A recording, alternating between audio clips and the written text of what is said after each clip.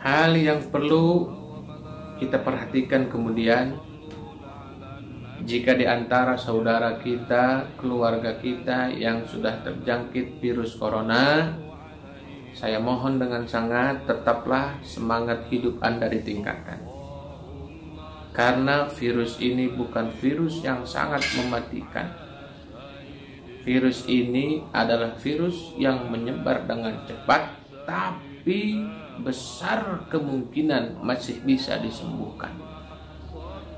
Dengan kesimpulan, andai pun kita sudah terpapar, jangan pernah merasa takut, jangan pernah menyerah untuk melawan penyakit ini yang ada di dalam tubuh kita.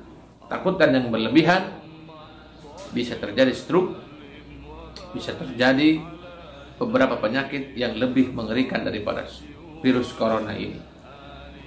Maka sekali lagi, siapapun yang sudah terjangkit virus corona ini, tetap semangat hidup kita lanjutkan. Tetap keluarga kita harus urus. Karena virus ini bukan virus yang sangat membahayakan atau mematikan. Karena jumlah yang terjangkit, atau baik itu yang berada di Cina ataupun yang di luar negara Cina, jumlah dan persentasi yang meninggal dengan yang sembuh itu lebih banyak orang yang sudah disembuhkan. Maka bisa kita perjuangkan jika kita sudah terjangkit virus COVID-19 ini. Saudaraku, pada kesimpulannya, jangan pernah meremehkan wabah yang sudah Allah takdirkan, tapi juga jangan membuat ketakutan yang berlebih sehingga membuat orang yang lemah iman, lemah mental, menjadi stres dan malah menimbulkan berbagai penyakit karena ketakutan yang berlebihan ini. Terutama penyakit wahan yang selalu Rasulullah wanti-wantikan, yaitu adalah hubud dunia, kecintaan terhadap dunia, dan wa karahiyatul maut, ketakutan yang berlebih terhadap mati. Karena mati untuk kita sebagai orang beriman yang harus ditakutkan adalah mati tidak membawa iman dan mati dalam keadaan maksiat atau mati tidak diridhoi oleh Allah. Soal mati kita pasrahkan kepada Allah. Soal meninggal kita bertawakal kepada Allah. Yang harus kita takutkan bukan mati karena corona, tapi mati tidak membawa iman Islam dan mati tidak diiringi dengan ridho Allah alias husnul khatimah. Selanjutnya, saudaraku,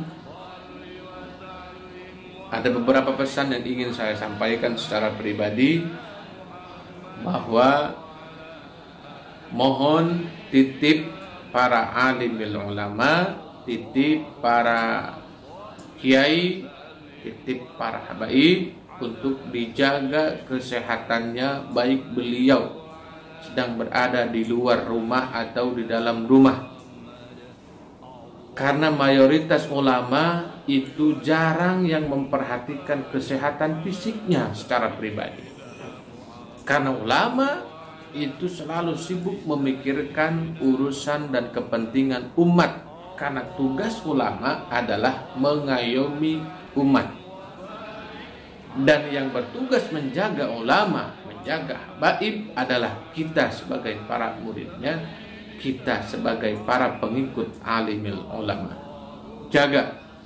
Satu hal yang sangat saya tidak mau adalah, dan jangan sampai ini terjadi, jika kita bayangkan, ini sangat mengkhawatirkan.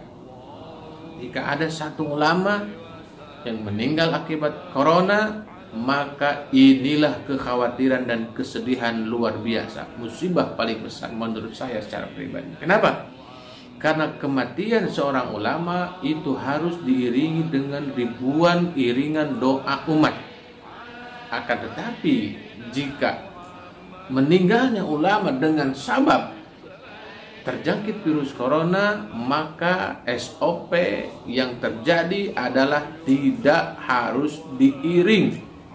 Bahkan sebagian mayatnya ada yang tidak dimandikan, bahkan hanya dibungkus dengan plastik.